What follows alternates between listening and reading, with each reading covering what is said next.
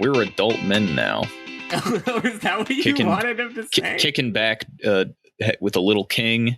This is not sponsored.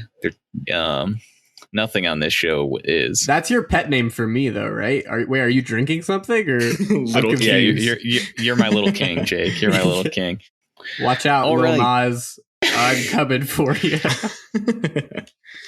Hello and welcome. Lil Nas rocks. Okay, thanks. Hello and welcome. Lil Nas is really cool.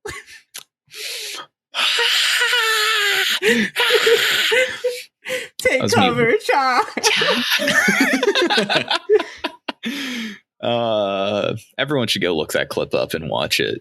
It's mandatory viewing before we get into this. I know.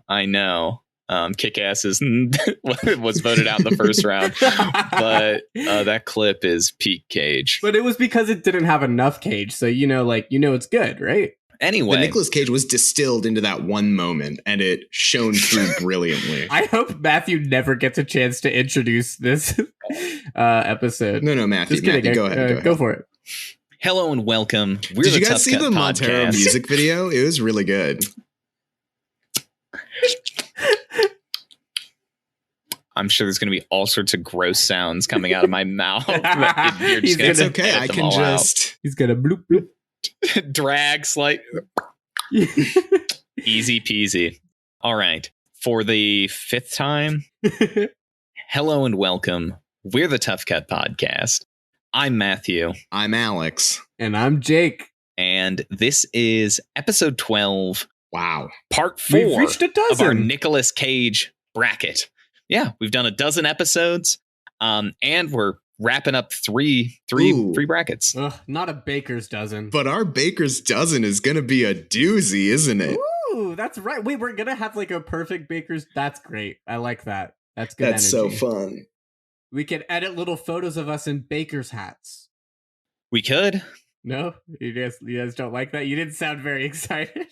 I said we could. Yeah, but that's not like an excitement. That is like, ooh, that sounds like a good idea. That's like, yeah, we could. Yeah. Imagine us in little chef hats. Whatever, man. Coming up in the... What's under the chef hats? Little rats? Us recording the podcast is just us being ratatouille'd. I hope mine's a little lizard. Rango. Gore Verbinski also directed. So if you've somehow made it here and haven't seen all the previous episodes, I'm going to spoil the entire bracket for you. It's Face Off versus Adaptation coming at you in the second half of the episode. But before we get there, we're going to talk about some honorable mentions, unless Jake has something to say before we hop into that. By now, we talk about movies, so we're going to be spoiling these movies, maybe even some of the honorable mentions if they have funny moments that we remember too. So just a warning, we spoil movies. All right, I did my job. We've mentioned this several times, but potential content warnings if you still haven't seen these movies. There are depictions of car crashes and Adaptation and some sexual harassment and violence in Face Off. With that, we're not jumping into talking about Adaptation and Face Off just yet. Let's do some honorable mentions. Yeah. With some from the audience, as now we have an audience to suggest things. I know. Thank you guys so much for, reaching out. We got some good suggestions. Good. Not as many kajisms if I would have wanted, if I'm going to be frank. Jake, you could jizz all over the place enough for us and our audience, I think. Wow. Thank you. If you didn't see those, us asking for honorable mentions, you can find them on social media at Tough Cut Pod. We post, we make jokes sometimes. We do post. Sometimes we ask questions. I can confirm that much that we do post. So who wants to start us off with the honorable mentions here? I can start us off. Doing this bracket, I came to the realization that I have not seen many Nicolas Cage movies, not nearly as many as I thought I had. And I truly think that someone in our audience is in the same position as me, because they suggested Ghost Rider as one of the honorable mentions. And while I also do enjoy this movie, I would not consider it a good movie by any means. You prefer Spirit of Vengeance, huh? That makes sense. I don't know. There's something about the wet guy. Which one is the wet guy in? Is that in this one or Spirit of Vengeance? Doesn't Wait, he fight? Which one's the wet guy? Wait, you guys have seen Spirit of Vengeance? Like you've actually seen I it? think so. Yeah, wait, have People you not? have seen that movie? Is the wet guy not in the first one? Which one is the wet guy in? He fights like he's fighting the devil, and then there are also like three stooges that are like other Marvel villains, and one of them is like a slimy wet guy. Oh, that's the first one. I'm pretty sure I did see Spirit of Vengeance. I didn't know anyone had actually seen it. Yeah, I mean, I definitely did. It was during that time where it's just like, I was young. My family wanted to watch a movie. Nicolas Cage on fire. You can't get better than that. I think my favorite part of Ghost Rider has to be Nick Cage's CGI abs. They look so real. The man looks so fit. I'm looking at these pictures of Nicolas Cage with his CGI abs. In all these photos, he's really wet and sweaty because the fire is hot. Maybe he's the wet man. Are you sure he wasn't fighting himself, a la Adaptation and Face Off? Wait, guys, there's a picture. There's a picture where he's really wet and sticky, as in sweaty, and he's looking in a mirror. Is it Face Off? Whoa. He's got abs. It's probably a reference to Face Off. Piggybacking on just kind of like sequels or whatever, I'd feel like I'd be remiss. I really, honestly, National Treasure 2, guys, Book of Secrets. Also, someone else said, one of our fans literally said, as a kid, I always liked this one more. And then put ellipses afterwards, so they also regretted it too, I feel like. But yeah, I just know that being this person, I'm riding with you till the end of the line. National Treasure 2 Book of Secrets is the superior National Treasure. Do you have any others, Matthew? I guess in a similar vein to one that was called out by the audience, this one was on my honorable mentions list, just because it's very, very recent, but also I found it surprisingly fun. But Willy's Wonderland. Oh, yeah. It's basically Five Nights at Freddy's, Nick Cage, where he just beats the absolute hell out of a bunch of animatronics. Wait, was this the Five Nights of Freddy's? Mm-hmm. Oh my god. So like a friend of mine was like because like two people recommended Willy's Wonderland actually, and I have a friend who was really trying to get me to watch this movie and I had no idea about it, but the way she was describing it was so different to the way you just described it, so I pictured them as two different movies. How did she describe it? She just described it as like, he never speaks and it's amazing, like Mandy but more like woo, more like oh god, yeah, that I don't. I took it as more like Mandy, because of the not speaking. You took it as thing. Like Mandy. It is not like Mandy. You should have told me that, honestly. So I went into it and just fucking had my mind blown. Because I will watch. I will watch it. That would be the most fearful universe, because you would go into it, then text me, be like, "Man, that movie was so much like Mandy," and I'd be like, excuse me, dude, are you off your fucking rocker? Like, I usually am. No, I really want to see that one. It just sounds so. It was actually fun. a lot of fun. I don't think it's a great movie, but it's a fun movie. As we've learned from Nicolas Cage. So I feel like one that both you and I share is Mom and Dad. We both really wanted to put it in the bracket. Which you could tell the people more about Mom and Dad if you want. Basically, it is Nick Cage living a suburban family life when suddenly, I believe that the term is sounding. Let me double check. Or no, that's a penis thing, isn't it? What's the term? It's called docking. That's what you're looking for. The term docking. Savaging. Savaging is the term. Do a penis thing. Because it's sounding versus savaging. Basically, there's this term. Matt, what is sounding? I don't know. It just, when I looked it up, it said urethral sounding, and I was like, oh, that's not the term I'm looking for. Wait, can we sing with our penis? The answer is no. Boom. The answer is yours, Cam. I've seen Alvin and the Chipmunks. How else could they make those voices? Wait. Ever wondered why Theodore's voice doesn't sound just like Justin Timberlake, yet Justin Timberlake is credited? Think about it. Wait. He is? Yeah, Justin Timberlake plays Theodore in the live action, or in the live action. Live action. What? That should have been animal protagonist. We're fucking idiots, guys. It should have been. Wow. Honestly, it's I so think funny. Yeah, that bracket had the most scuffed picks, honestly. All except for Mouse Hunt. Oh my god. Yeah, missed opportunity. Alex, do you have another honorable mention before we get more into our fans? I don't have an honorable mention, but I do have a game. So I mentioned in our last episode that my phone has been bombarded with ads for Nicolas Cage's new hot movie, Jiu-Jitsu. I watched it, and I have a little game because you guys have not watched it or read much about it, correct? Correct. No. Yeah. No. Other than seeing lots of ads. It did get actually recommended to me by the same friend who recommended Willy's Wonderland. Fun fact. Okay, I think your Jake, friend I will tell you, if someone recommended this movie to you, they're doing you dirty. I'm going to give you some multiple choice questions with answers about things that exist or happen in this movie. And I just want you to tell me what you guys think the answer is. Oh, no. Okay. Are Jake and I on a First team? question. Do you immediately want this to be competitive? No, I want to be on a team with you, Jake. Okay, cool. You're my little king. You guys are on a team. You guys have to decide together which answer you're guessing. Okay. First question. Pretty easy. Which character does Nicolas Cage play?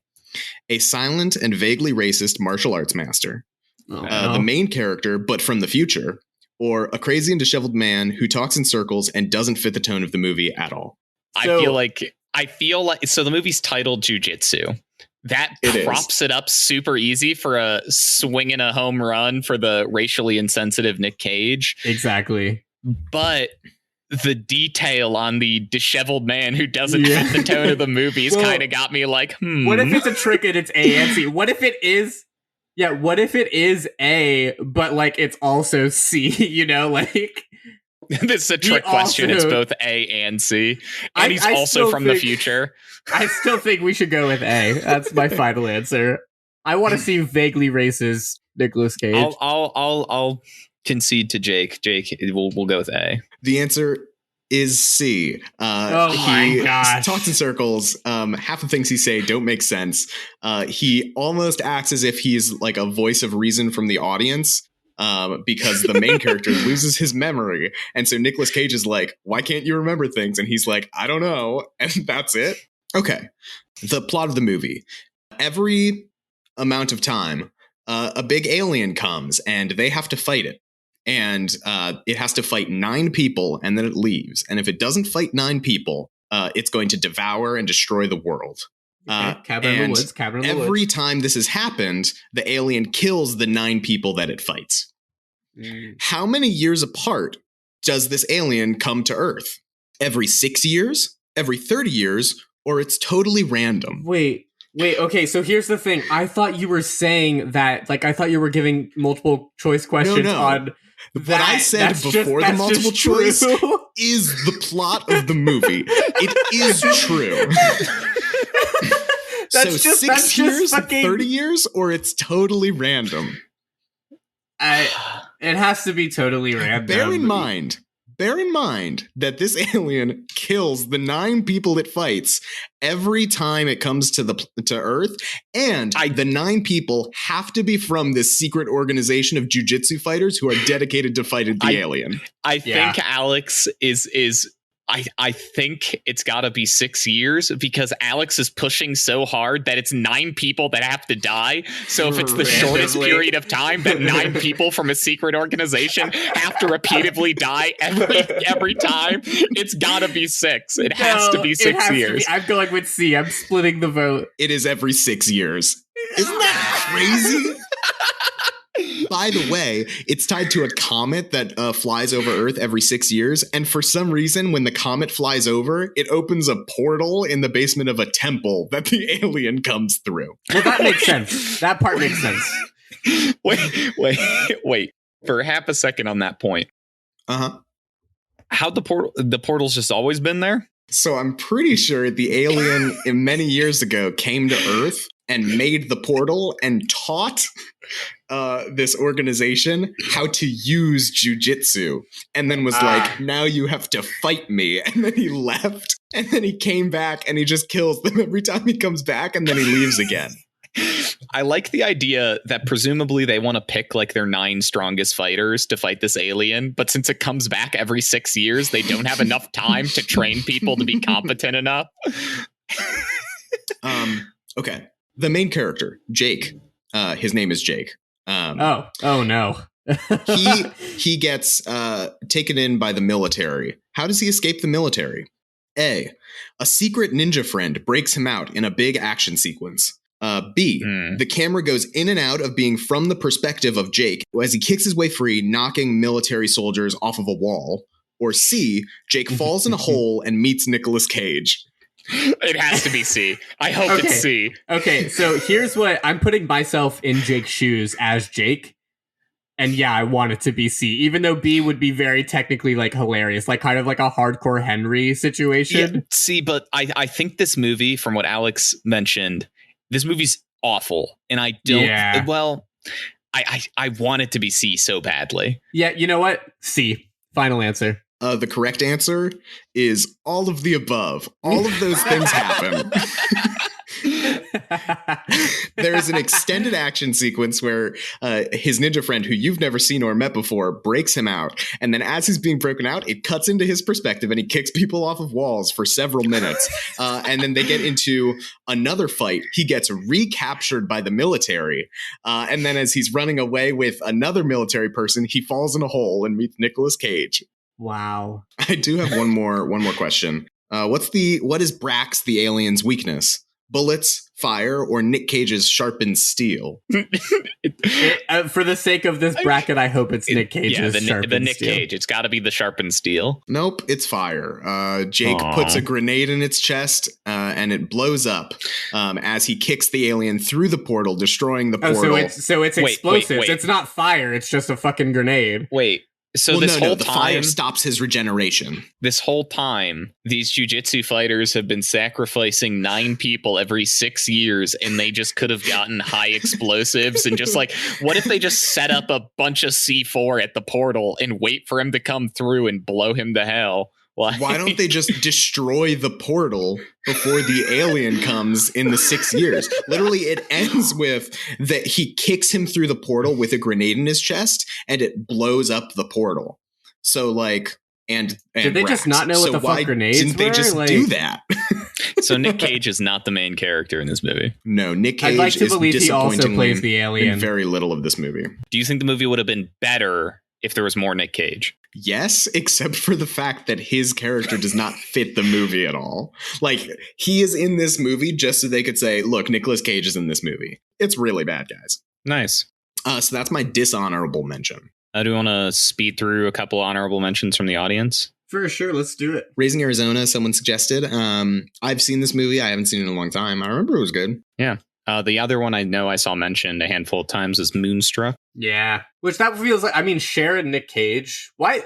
Imagine if they like were together, you know, in real life. So much power. Yeah, that'd be fun. I think it must have been hard to film that movie because Cher and Nick Cage can't be in the same room, otherwise the universe will explode because they're both so powerful. Mm-hmm. One that I know you guys haven't seen, but it also got shouted out by a fan. Bad Lieutenant, Port of Call, New Orleans. That's just an objectively, like, it's one of those objective, like, I think it's a good movie. I think it has like an 86% on Rotten Tomatoes. It's directed by Werner Herzog.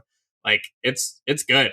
It has Eva Mendes in it. Like, it's one of those things where like Nicolas Cage pays someone with a drug addiction, but he's an old cop and, you know, whatever. And he's doing his things with his rookie partner, and he has a prostitute like girlfriend, like sex worker girlfriend, and it's a whole ride, but it's a pretty good ride. Like, it's a pretty good movie.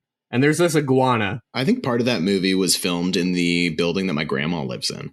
How do you know that? Because I remember she was telling me that a while ago there was a whole buzz around her building because Nicolas Cage was filming a movie there. And I'm assuming it's this one because she's in New Orleans. You know, I know what's so funny? The like first line of this movie, when you look at the synopsis, is Terrence, the name of Nicolas Cage's character, is Terrence isn't doing so well.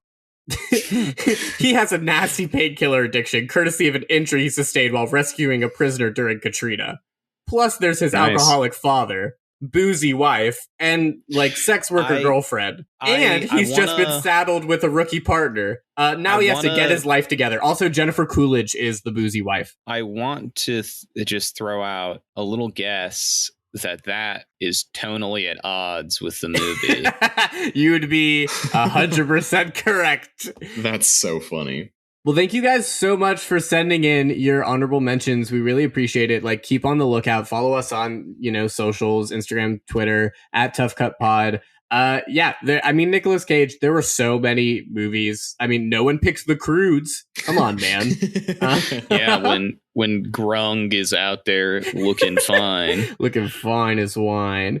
But yeah, I mean, there's so many. There are ones that I haven't seen that probably would have been honorable mentions, like Color Out of Space and all that. Yeah, that's a notable miss on my end as notable well. Miss I haven't seen it. But yeah, I mean, he's a wild dude, as you could tell by the way this bracket's gone. Wild dude, very fun to talk about.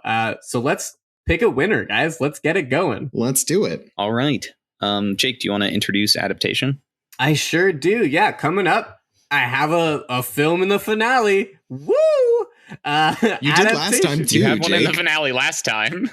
I know. I'm excited. I'm just saying. I'm doing well here. This one feels like another asterisk, though. I feel like most of mine are asterisks because animal protagonists we had questionable picks. Anyway, Adaptation 2002. Spike Jonze. It's Nicolas Cage being a screenwriter, real life screenwriter Charlie Kaufman, and also his brother Donald Kaufman. And, it's exploring screenwriting as a narrative as Charlie tries to adapt The Orchid Thief and, get a grip on life. And Donald fucks around and makes a script that wins a lot of money because he doesn't try to be intellectual. And dies. So what is the commentary there? That you'll be punished for selling out. Well, you get punished for selling out. And if you don't masturbate, you can write a great script. So... sorry, screenwriters. Masturbation is the fool's tool for procrastination. Instead, you just get out there and talk to women and have sex with women. That's what Donald does. I feel like Donald has sex with everybody. I feel like they should have explored that more.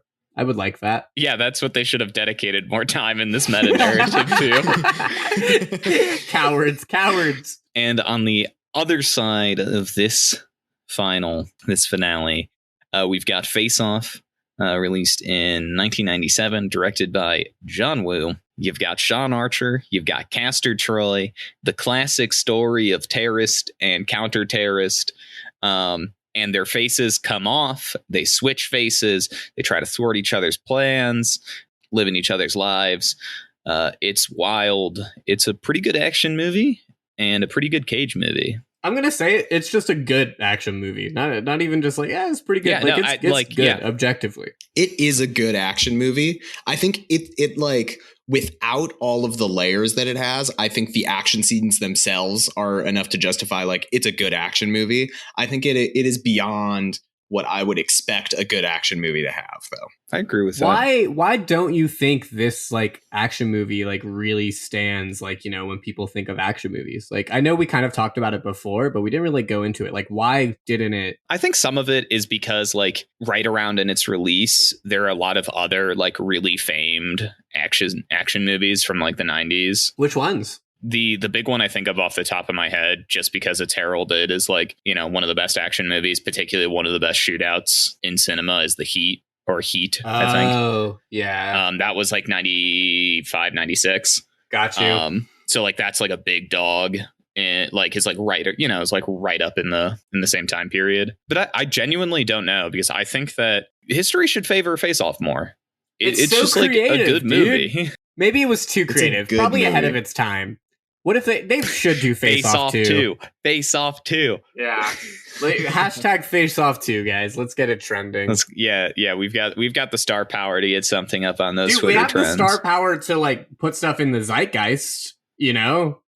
I literally saw more stuff about Nicolas Cage, just random tweets and whatever. No one talks about Nicolas Cage randomly unless they're obsessed like us, Could be. That there's some kind of black magic going on here, that we have accessed the grand unconscious in some way that is beyond our own recognition, Or I'm actually doing it and I'm a witch. Yeah, I mean, it's the same concept. Oh, Mission Impossible also came out right around the same time. Okay, yeah, so there was no chance. The first Die Hard was in 88, so I'm sure sequels had been going. Yeah, so I think it was just unfortunate timing in some ways. Yeah. A funny thing I want to talk about in terms of adaptation, I don't know if you guys have this, and maybe it's my little animal brain, but whenever we say Donald, I picture Donald Duck. And it's so strange to consider Donald Duck as Charlie Kaufman's brother because it puts such an interesting spin on the whole movie. Does anyone have a good Donald impression? Oh. Matthew's just fucking choking. Can someone send someone to his house? That wasn't me. Oh, was it not? I'm so used to Matthew growling at us that I just assumed that it was him. I don't have that problem, Alex. So all right, no, let's just stop there. I don't want to hear anything else. All right, I'm ready to vote. Cool. Which Okay, one that's makes you think of Donald Duck more? Let's get into it. This is the Donald Duck bracket now.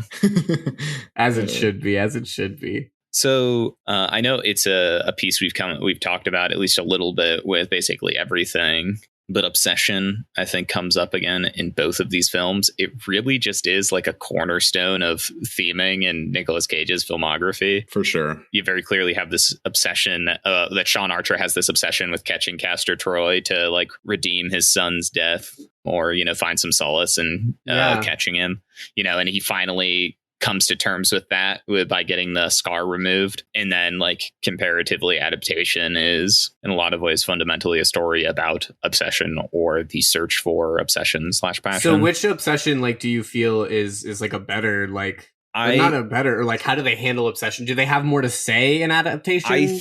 I think Adaptation has more to like comment on about it. Like Face Off, it's simply like a motivational piece for Sean Archer, compared to Adaptation is in a lot of ways a story about obsession with the orchids, obsession with your story, obsession with people. Yeah. And I mean, you have to also like probably take in mind that like for a film like Face Off, like an action movie, obsession is probably just one of those buzzwords they can use in their tagline or their pitch meeting. Whereas when Charlie Kaufman's writing about obsession, it's probably very like specific and thought out or whatever. They were probably more thinking of like, how are we going to get those faces off? You know, when making Face Off, like, how are we going to do that? I can't believe they actually did that. That's crazy. What, took the faces off? Yeah. You know that Nicolas Cage is actually John Travolta now, right? And vice versa. Oh, I forgot that they switched him back at the end. Oh, that's right. Do you guys think Face Off was always the planned name for this movie? It was like the working title and they just left it. It was the title they did to like make people get away from like the press, but they're just like, you know what? Fuck it, guys. Let's stick with it. Wow. Honestly, fantastic. that might be true. They added the slash. they added the slash, and that's what made it cinematic. That's fantastic. Maybe the slash is what made it. What if it was going to be like it was going to be like face action or like trade off or something, and they couldn't decide, so they just did face / off. Yeah. So it was a typo. I'm on the Wikipedia page for Face Off right now, and at the bottom, like of the just intro paragraph at the top, it says a sequel is currently in the works. Right now, the working title is Face Off Facelift, to be delivered by Godzilla vs. Kong director. What? I want to burn that film, but I also want to watch that film, I'm going to watch that film. Considering the fact that there's been no announcement of like when that sequel's coming out, I imagine it's not for quite a long time. On a similar vein to what Matthew was talking about, it's so funny like having these films like come up, and this also has to do with something we've talked about on almost every episode, pretty sure every episode, but like fragile masculinity and like male ego and such are very prominent in both of these movies. And I think it's so fun because in Adaptation, it's like super purposeful, right? I mean, it's super purposeful, like trying to break down what masculinity means and how like, Charlie Kaufman doesn't feel masculine. It doesn't feel like he's a man or like whatever, but not like actually like in a machismo way, but in a very self-pitying way. Mm-hmm. Which he does that in a lot of his stuff. Like, and I'm thinking of Ending Things, for example, if people have seen that. Oh, yeah. I think Face Off does it in a more surprising way, which is very like this is where like we were talking about how interesting Face Off is as an action movie, because there's a lot of nuance in what they're trying to say about male rage and male masculinity and like, what that means. I think just the fact that the movie has like different framing styles for Sean Archer and Castor Troy is like so far above your average action film that like they would never consider like in a Transformers movie paying serious attention to like framing shots from the perspective of different characters and like what types of framing would be important to like characterize them. So like just that fact blows my mind in like retrospect on Face Off. Well, if you look at the way Michael Bay frames his explosions, some of these explosions are framed from a lower angle. And if you look at the way that he gratuitously shoots Megan Fox in the first Transformers, you instantly know that this is a commentary on masculinity. They literally sexualize like the daughter, right? Do you remember? And they have that whole Romeo and Juliet thing.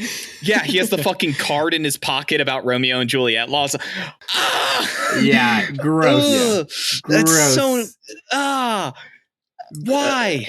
Yeah, man. Face Off is much better. Like, if anything, Alex called Matthew and I both out for this, for kind of like the pretentious, like filmy boy pick of like Adaptation, right? And why we like it so much. But I do like have a line for that in me. Like I do love Adaptation, especially from a screenwriting perspective. But like Face Off, the fact that it surprisingly like has that poignant talk about masculinity is really like a lot, kind of like good points for me. Yeah, that's something that I'm really considering of like, it's Charlie Kaufman Adaptation, like it's going to be deep. It's going to have like, it has this like very intense meta narrative that you see partway through it. It's meant to be there, but you don't have to watch Face Off and see the depth in the movie, but it's there if you like really look for it. There's it doesn't have to be there, but it is. It's so good. I truly love Face Off.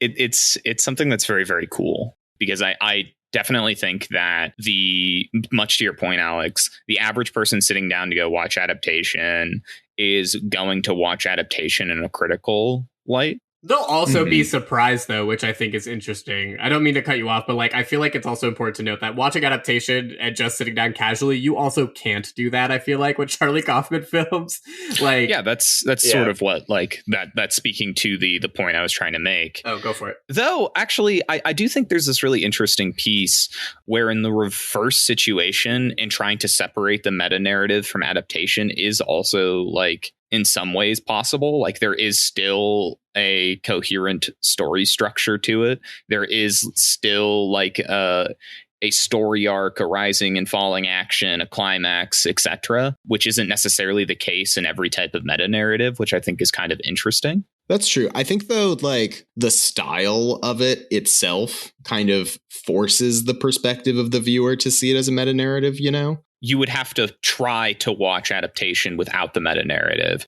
Right. That is interesting. But that also begs for like repeat viewings in like in a really, really interesting way. But that also may be, I could definitely see people watching Adaptation once and be like, I'm good. Yeah, that's a very fair response to that movie. I have a question for you guys. I don't know. This is totally off topic and I'm completely swinging the conversation in a totally different direction. You're good. I don't know how much you guys know about Lil Nas Greek X? and Roman mythology. So Lil Nas X, he, the Nike thing, like awful. What are we talking about? I was talking about Greek and Roman mythology. Oh, like, do you guys know the history of Castor and Pollux as like characters in Greek mythology? Pollux, okay. The only thing that's coming to my mind with Pollux, literally Hunger Games, is that dude Pollux who got his tongue removed on the train. No, for my Hunger Games fans out there, you know what I'm talking about. I know nothing about that. What I do know is that they're twin brothers in Greek mythology, sons of Zeus, or were in the Trojan War. They were on the side of the Trojans. I just think like it's such an interesting, like, why did he name them that? You mean Castor Troy and Sean Archer? Like, is there meaning to the name? No, Castor's brother was named Pollux. Oh my God. It was Castor and Pollux. So I wonder I didn't why even they notice named that. Yeah. So like that, like, they did weird. Like they did their research, man. That's so interesting. Yeah, like I can't find anything about why they're named that in the movie. On that note, though, on like a similar like vein, something I wanted to talk about, something we were excited about. Guys, we have 4 Nicolas Cages. 4 Kajizies. Quadruple cage. Yeah. The quadruple cage match. We came into this bracket.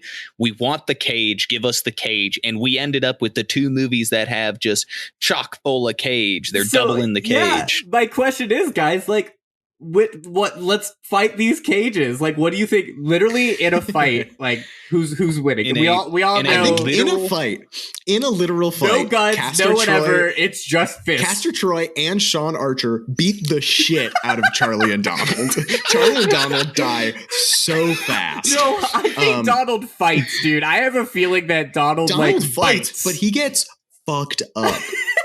He will die. Yeah, he'll fight back. Charlie won't. Charlie will run. Okay, here's the question. If Charlie and Donald run from Castor and Sean, will Sean and Castor catch them and kill them? Or will Charlie and Donald get away because Castor and Sean start fighting each other before they can catch them? Exactly. That's my point. So, I think that there is a lot of context that depends in this situation, because I think Sean Archer has an undeniable connection to judicious process. Are you saying that basically that, Sean Archer is literally trained and, no, you're saying that he's part of I'll follow the law, so he exactly. wouldn't beat the shit out of Donald for no reason. If Charlie and Donald, think about this. What if Castor Troy convinces Sean Archer that Charlie and Donald killed his son? Holy shit. Wait, recontextualize this. We're taking this to an actual battlefield. Okay. This is the climax of the Orchid Thief. So they have come up into the Florida Everglades. It is public knowledge. We'll twist the ending a little bit. We'll say that Charlie and Donald end up on the run in the Everglades. The other two, whatever they're, Susan, whatever, somehow the police get involved, and Sean Archer has been tasked with tracking the two down. In a crazy twist of fate that's like a Suicide Squad type situation, they call in Castor Troy out of retirement, surprising Sean Archer that he's still alive. And they're like, you guys have to find them in the Everglades. So now we're in an actual scenario. There's a law that's been broken, so there's reason for Sean Archer to be involved. How does this pan out? Here's the thing. Are we writing a Donald ending, or are we writing a Charlie ending here? I think no matter what the ending is, a certain moment has to happen, and it can be twisted to be both perspectives. Castor Troy, in the climactic moment, will betray Sean Archer. And it can either be a Donald ending where it's a sick action sequence where he betrays him and gets away, leaving room for Face Off 3. Get ready for the big ride, baby. Or he will begin to betray him, and then Sean Archer will eventually catch him, decide to let the Kaufmans go, and he'll be pointing a gun, have caught Castor Troy. Castor Troy's like, get ready for the big ride. And then an alligator will come up and eat Castor. Oh, no, but I feel like Donald or Charlie have to die. One of them has to die. Ooh, switch from the actual movie. Instead of Donald dying, Charlie dies somehow. I like that. I like this ending. Oh, Charlie, like this Charlie in a strange, I really don't know. I'm tired of masturbating to a book. I don't know what's going on. He leaps in front of the gun, even though... even he thinks he's saving a life. So he's like, I need to experience life. I need to do whatever. And then... Sean Archer's like, oh my god, no, Castor Troy's getting away, but then he just gets eaten by a gator no matter what. So it's just Donald and Sean Archer like, what the fuck, I guess we'll go home. And then Face Off 3, the alligator takes Castor Troy's face and goes after Sean Archer to finish the meal. I think we did it. I love that there's 4 Nicolas Cages. Could you imagine 4, 5 if you count the alligators. Could you imagine, they need a movie where it's Nicolas Cage playing 5? They need a Norbit or In real comparison of the double Nicolas Cages, though, I do have to say, and I know that my take on this, I think, is going to be pretty obvious based on the way that I talk about these movies. But I think that Face Off clearly has more Nicolas Cage moments than Adaptation does. I get where you guys are coming from. Adaptation is a deep movie. It's incredibly well thought out. It's incredibly well written. But if we're talking about Nicolas Cage and Cagisms, it's got to be Face Off. There are a lot of good ones. There are a lot of really good Cagisms in Face Off. I cannot think of a Cagism that is in Adaptation. There are good moments, but they're not Nicolas Cage moments. They're he does them, but they're not they're not Nicolas Cage moments. The why I love Adaptation as a Nicolas Cage movie specifically is because him playing Charlie Kaufman is so, like, it's so funny. Like, if you know the Charlie Kaufman background, like, whatever, it's just so fucking funny, even if it's toned down and it's not like, twerking to Ave Maria. Like, you know what I mean? It's so, like, it's a funny, like, depiction of a real life person. So because I know less about Charlie the Kaufman, the man, than you do, Jake. And I thought Adaptation was fantastic. I thought that there was a lot of super funny moments. What about knowing Charlie Kaufman and specifically Nicolas Cage's portrayal, like, amps up that experience? I think it's because, so there's this, like, narcissism and, like, self-indulgent of, like, putting Nicolas Cage, like, in this movie where, like, Charlie Kaufman is a very, like, actively skittish and, like, weirdly, like, people, like, make fun of him behind in Hollywood, especially when he was first starting out, like, all the time. But he has, like, a lot of sway because his ideas are unique and, like, whatever, and people were really, like, vibing with it because of John Malkovich and whatever. And just having, like, Nicolas Cage play this sweaty, like, over the top, like, he even mentions it in a line here. He was like, I wonder who I'm going to get to play me. I forget who he mentions instead. I forget the name of the actor, but it's clearly not Nicolas Cage being sweaty and, like, fat and, like, you know, like this, like, meager self-loathing character. Literally. So it's posing Nick Cage, who's known for this kind of crazy over-the-top mannerisms, with this, like, self-loathing sort of depressive character. So it's like that contrast of their real life personalities. Exactly. It's basically exposing, like, Charlie Kaufman exposing himself, but Nicolas Cage, I think, also in a way exposing him. Like, I think he just makes fun of Charlie Kaufman the whole movie, and that's what I don't know. That's what the vibe I get from it. So I think it's so fun and clever and, like, smart. But, like, you're right, Alex. I'm not going to say you're wrong that Face Off doesn't have more mortgagisms and it's outwardly funny, but just something about, like, Nick Cage being off. I don't know, man. It's very funny in a different way because it also shows, like, I think Nicolas Cage's range a bit more. I agree with that. You know, like, he could be, like, it still feels like Nick Cage to me, but it is such a toned, I don't know, man. I think both of these movies demonstrate some range from Cage in interesting ways because we get to see, like, Sean Archer and Castor Troy, who are fundamentally very different people, and we get to see Cage, like, actually take on physical mannerisms and sort of speech quirks of both of them in a really cool way. But they are still, to, I think, some of what you're getting at, Jake, these kind of roguish, big character dudes, whereas in Adaptation, the two Cages we get to see are this, like, meek and self-loathing versus the more boisterous and confident Donald. I don't know that I totally agree with that, because I think you see Nicolas Cage as this loud, you know, you see him as Castor Troy, but then when he's Sean Archer, I think there's this depth to him that you're kind of putting aside. That's, like, he is a shy, relatively quiet. He's like a hard-nosed government type. Yeah, that's true.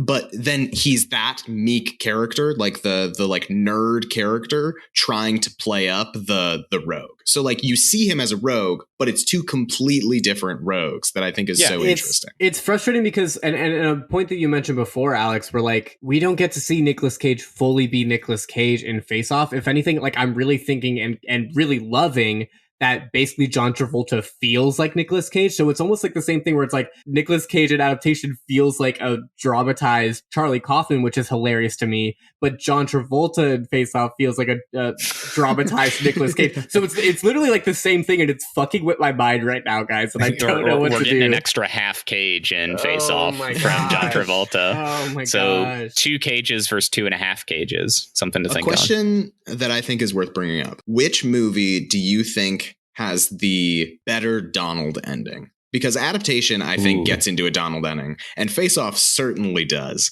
The moment in Face Off when they're having the, like, shootout and the fight in the church, and then, like, when I was watching it, I was like, oh, this has to be the end of the movie. And then all of a sudden they get in a car and they drive away, and I'm like, okay, it's a car chase. And then all of a sudden they're in boats and they're, like, driving their boats around them, and it's a boat chase. Oh, so good. Okay. That boat chase is one of the best chase scenes I have ever seen.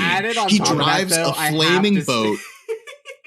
Drives a flaming boat through another boat and it explodes. That is so cool. Added on top of that, I do have to say something I didn't get a chance to say for that standoff. It's so dumb. I love it. That lady gave him the chair. Like, she gave him the chair out of nowhere. She just slams a chair into...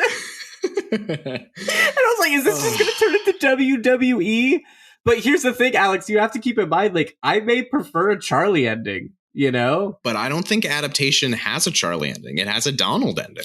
So I think, at least from the high level, both of these certainly look like Donald endings. I think that's part of the point in Adaptation. For sure. However, the way the meta narrative is posed, I think the question becomes for Adaptation is whether or not you think it's Charlie Kaufman, real life Charlie Kaufman, selling out or satirizing. And honestly, it's probably a bit of both, because if it's from a satirical angle, it becomes, I think, a Charlie ending in movie. But if it's from like a real life selling out, it's certainly a Donald ending. And then the gray area that it probably realistically falls into, I think, opens up the room for debate a little bit, you know? Well, so I think an important distinction that you guys don't seem to have or don't seem to think of this way is that a Donald ending, I don't think is selling out. I think a Donald ending, because he's not writing it because he wants to make a lot of money off of it. He's writing it because he enjoys that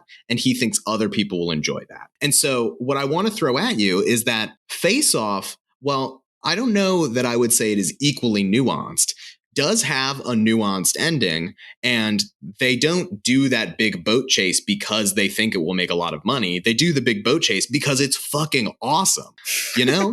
Like, so I want to bring, like, I don't want Donald endings to be thought of as selling out, because I truly don't think they are. I think selling out was maybe just a poor choice of word. I think it's not Charlie Kaufman selling out as in he's trying to make an ending that's going to appeal to more people. It's selling out on his principles, I think, is more what I was trying to get to, of like trying to live outside the boundaries of screenwriting rules and choosing to write a story that falls within those means than it is monetarily selling out. Yeah, I don't view it as monetarily selling out either, but that is a good decision. Like, I do think you raise a good point, though. It is some, I'm really conflicted, guys. And the more I think about these films, the more that they really do have a lot in common when it comes to like Nick Cage. You know what I mean? Like, and really what he's trying to do in these movies.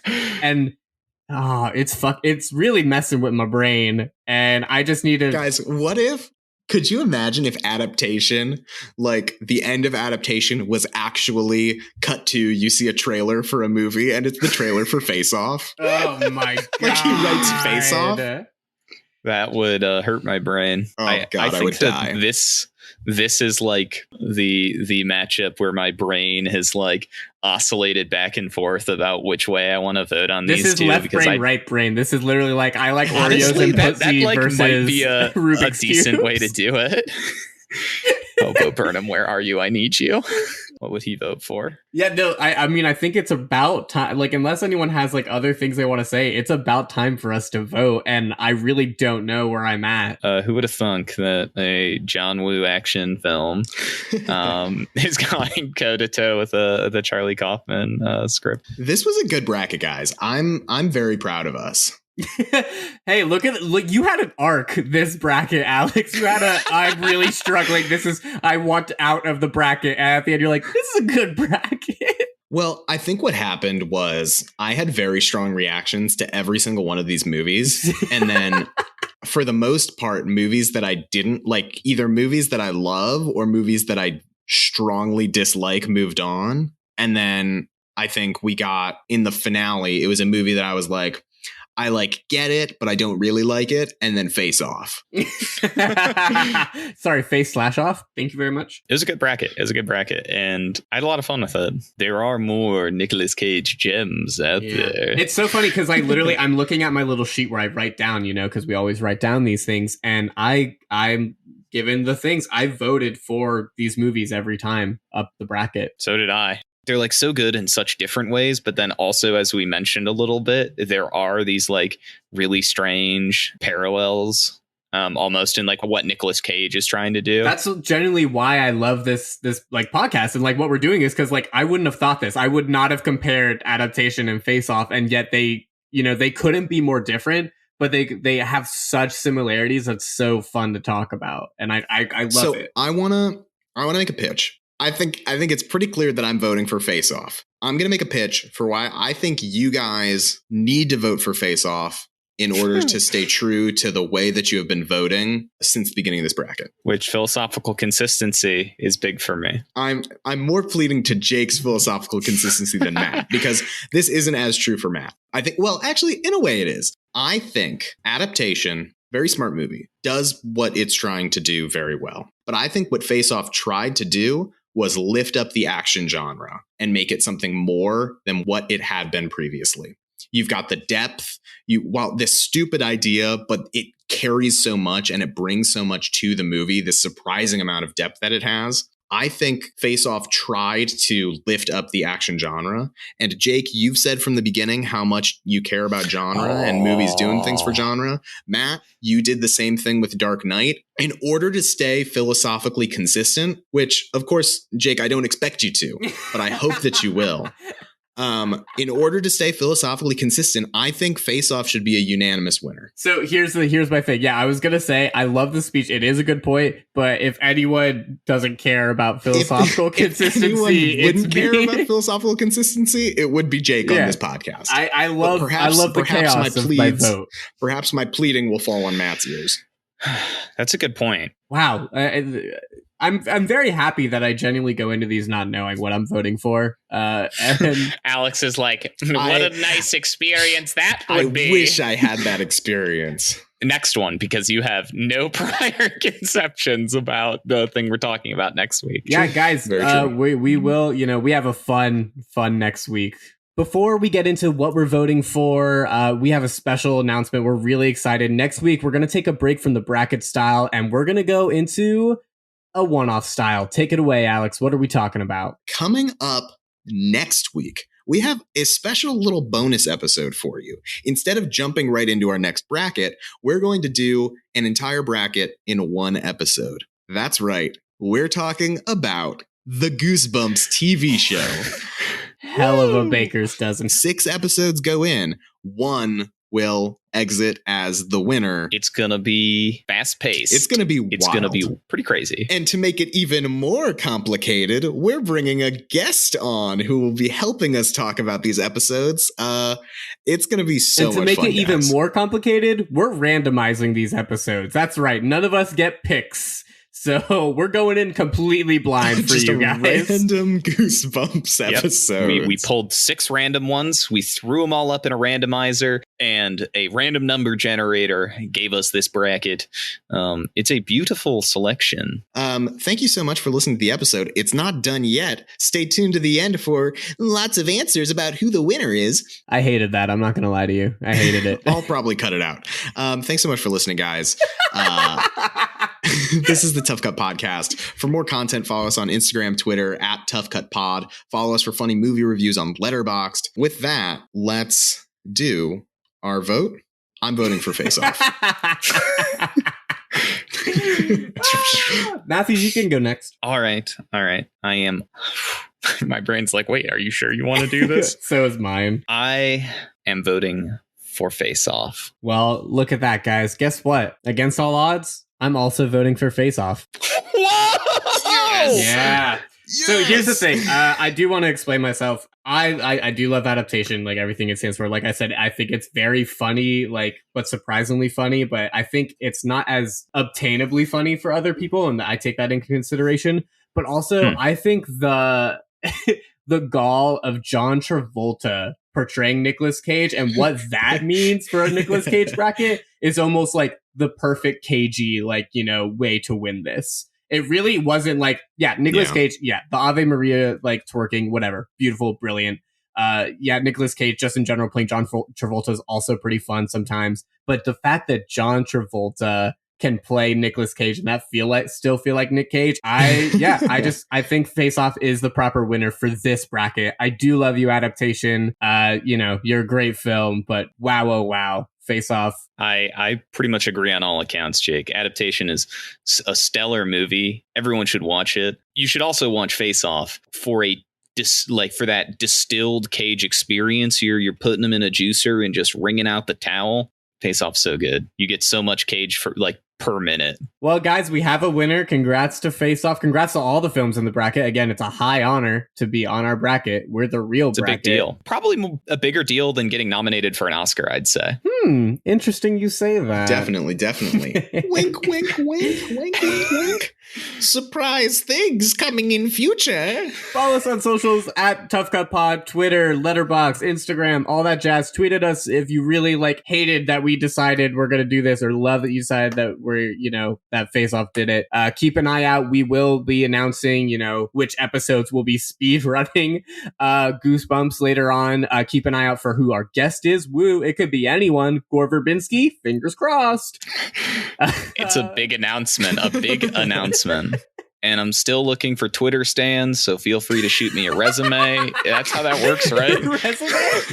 At least you're not asking for a cover letter. Jesus. Write us a haiku. Ooh, if we get a couple of beautiful haikus, I'd really appreciate that. Oh, we really did. If we got a haiku, if we got some good haikus, I'll read haikus on the podcast if people send us haikus. Yeah, that bonus episode's going to be real bloated. And ask your Uber drivers to play the show. I love how you really wanted to get that in at the end. You're like, I'm going to say this fucking point. Ask your fucking Uber drivers. Oh my God. That made my day. All right. See you next week.